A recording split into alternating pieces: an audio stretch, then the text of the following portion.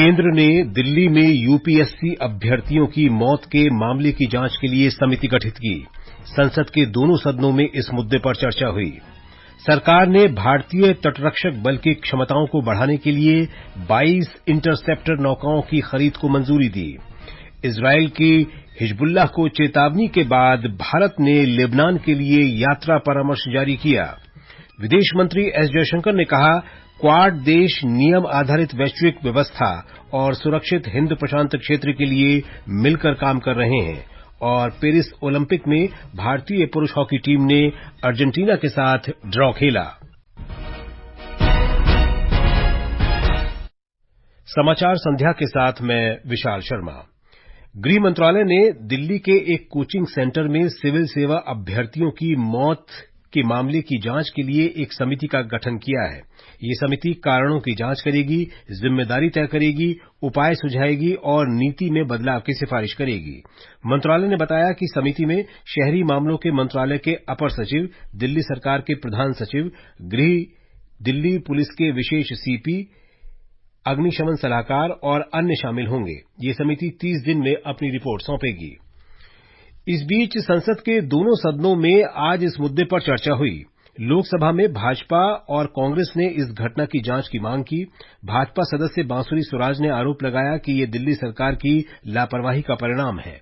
पूरा बेसमेंट जलमग्न होने के कारण 3 छात्रों ने अपनी जान गंवा दी। ये दिल्ली में आईएएस एग्जामिनेशन की तैयारी करने के लिए आए थे, अपना भविष्य उज्जवल करने के लिए आए थे। लेकिन बहुत दुख से मुझे कहना पड़ता है कि दिल्ली सरकार की लापरवाही के कारण इन बच्चों ने अपनी जान गंवा दी। कांग्रेस के शशि थरूर ने कहा कि भवन नियमों समेत अनेक नियमों का उल्लंघन किया गया। समाजवादी पार्टी के अखिलेश यादव ने कोचिंग सेंटर को अनापत्ति प्रमाण पत्र देने वाले अधिकारियों के खिलाफ कड़ी कार्रवाई की मांग की। जो घटना हुई है दर्दनाक घटना है। आखिरकार प्लानिंग और एनओसी देने की जिम्मेदारी तो सभी अधिकारियों की है। जिम्मेदार कौन है, उनके खिलाफ कार्रवाई क्या हो रही है? जहां इलीगल बिल्डिंग बनती है वहां बुलडोजर चलता है। ये सरकार बुलडोजर चलाएगी कि नहीं चलाएगी?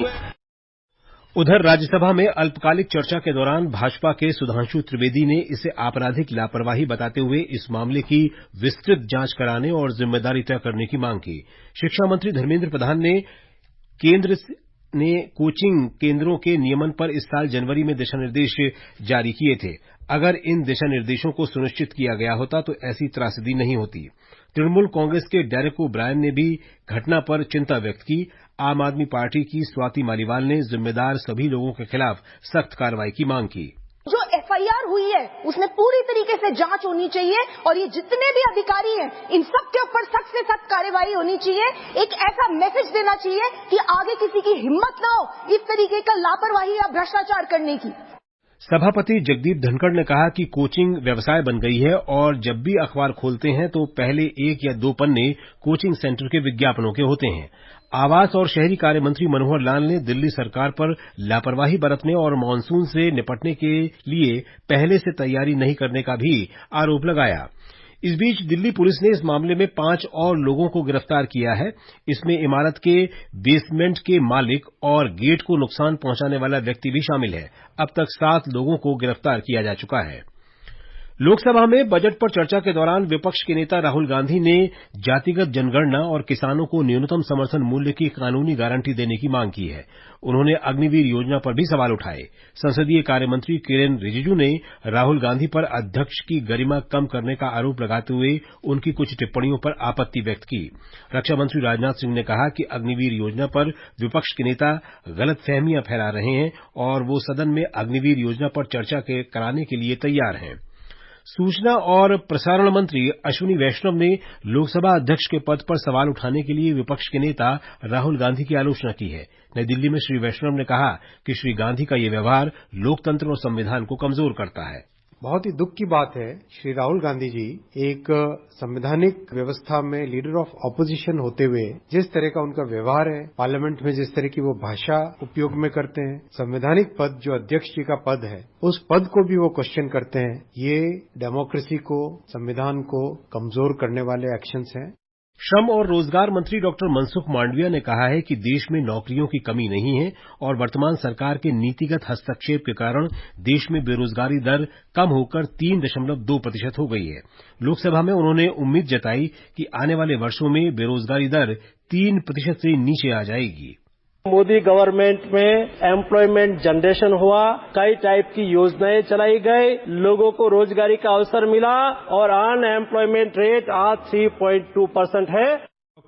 डॉक्टर मांडविया ने कहा कि प्रधानमंत्री के पैकेज से 5 साल की अवधि में 4 करोड़ से अधिक युवाओं को रोजगार और कौशल के अवसर उपलब्ध होंगे। देश में स्टार्टअप्स की संख्या 1,40,000 से अधिक हो गई है। लोकसभा में एक लिखित उत्तर में कौशल विकास और उद्यमिता मंत्री जयंत चौधरी ने कहा कि मान्यता प्राप्त स्टार्टअप्स ने देश में 15 लाख से अधिक नौकरियां सृजित की हैं। ये समाचार आकाशवाणी से प्रसारित किए जा रहे हैं। समाचार संध्या में आपका फिर स्वागत है। सरकार ने तटरक्षक बल की क्षमता बढ़ाने के लिए नवीनतम अत्याधुनिक प्रणाली के साथ 22 इंटरसेप्टर नौकाओं की खरीद के लिए स्वीकृति दी है। इन नौकाओं का उपयोग तटीय निगरानी और गश्त, खोज तथा बचाव कार्यों के लिए किया जाएगा। रक्षा मंत्री राजनाथ सिंह की अध्यक्षता में आज नई दिल्ली में रक्षा खरीद परिषद की बैठक में ये स्वीकृति दी गई।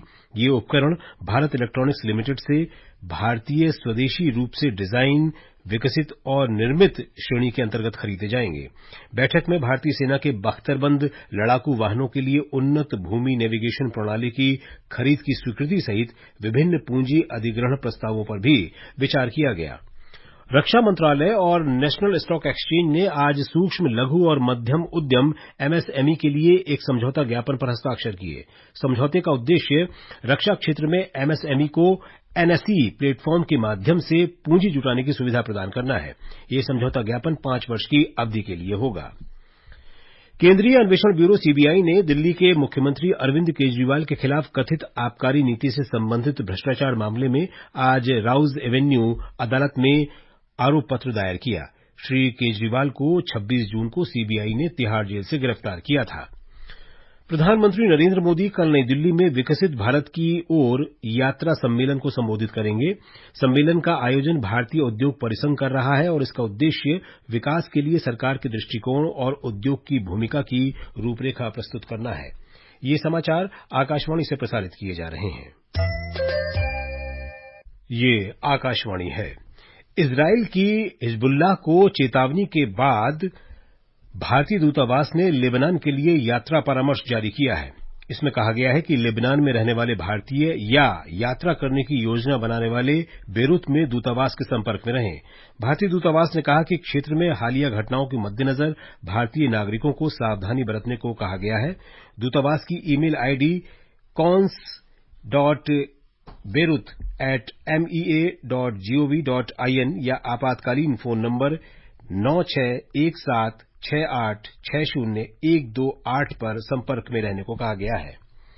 विदेश मंत्री डॉक्टर एस जयशंकर ने कहा है कि क्वाड हिंद प्रशांत क्षेत्र को मुक्त, सुरक्षित और समृद्ध बनाने की दिशा में काम कर रहा है। उन्होंने कहा कि क्वाड का मंच सहयोग और साझेदारी का आज के समय का सबसे बड़ा उदाहरण है। टोक्यो में क्वाड विदेश मंत्रियों की बैठक के बाद डॉक्टर जयशंकर ने कहा कि विश्व में स्थिरता, सुरक्षा, प्रगति और समृद्धि की दृष्टि से आज का समय चुनौतियों से भरा है और विश्वसनीय साझेदारी तथा अंतर्राष्ट्रीय सहयोग और भी जरूरी हो गया है। These are not easy times. A major challenge is to ensure global economic growth while also de-risking it. Supply chains are a particular focus for resilience, just as we push for trusted and transparent digital partnerships. और अब Paris Olympic की खबरों के साथ हैं Priyanka Arora.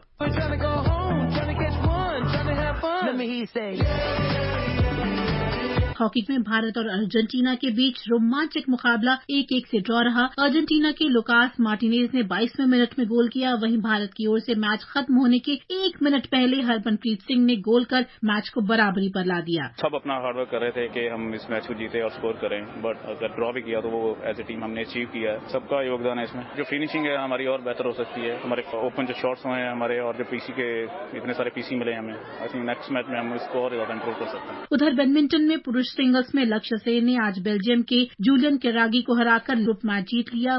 I was struggling a little bit in the beginning. find a good length from the first court. But again, happy with the way I just stuck in there, fought every point till the last end. वहीं महिला doubles के group चरण में अश्विनी पोन्नप्पा और तनीषा की जोड़ी आज लगातार दूसरी बार हार गई। तीरंदाजी और निशानेबाजी में आज पदक की उम्मीद थी, लेकिन निराशा हाथ आई। तीरंदाजी में पुरुष रिकर्व टीम के क्वार्टर फाइनल मुकाबले में तरुणदीप राय, धीरज बोमा-देवरा और प्रवीण जाधव की तिकड़ी तुर्की की टीम से 2-6 से हार गई। निशानेबाजी में मनु भाकर और सरबजीत सिंह की जोड़ी ने 10 metre air pistol mix team event के कांस्य पदक फाइनल मैच के लिए क्वालिफाई कर लिया। कल उनका सामना दक्षिण कोरिया की टीम से होगा। महिलाओं की 10 मीटर एयर राइफल फाइनल में रमिता जिंदल 7वें और पुरुषों के 10 मीटर एयर राइफल फाइनल में अर्जुन बबूता चौथे स्थान पर रहे।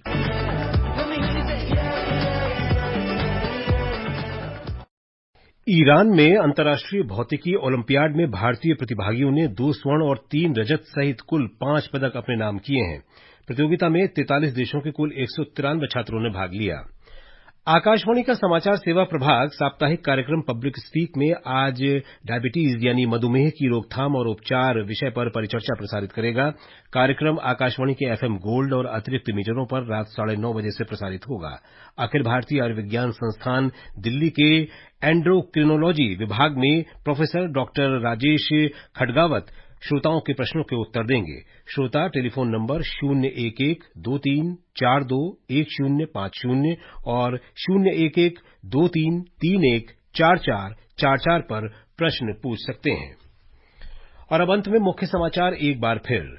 केंद्र ने दिल्ली में यूपीएससी अभ्यर्थियों की मौत के मामले की जांच के लिए समिति गठित की। संसद के दोनों सदनों में इस मुद्दे पर चर्चा हुई। सरकार ने भारतीय तटरक्षक बल की क्षमताओं को बढ़ाने के लिए 22 इंटरसेप्टर नौकाओं की खरीद को मंजूरी दी। इजरायल की हिजबुल्लाह को चेतावनी के बाद भारत ने लेबनान के लिए यात्रा परामर्श जारी किया। विदेश मंत्री एस जयशंकर ने कहा, क्वाड देश नियम आधारित वैश्विक व्यवस्था और सुरक्षित हिंद प्रशांत क्षेत्र के लिए मिलकर काम कर रहे हैं। और पेरिस ओलंपिक में भारतीय पुरुष हॉकी टीम ने अर्जेंटीना के साथ ड्रॉ खेला। इसके साथ ही समाचार संध्या का ये अंक समाप्त हुआ। नमस्कार।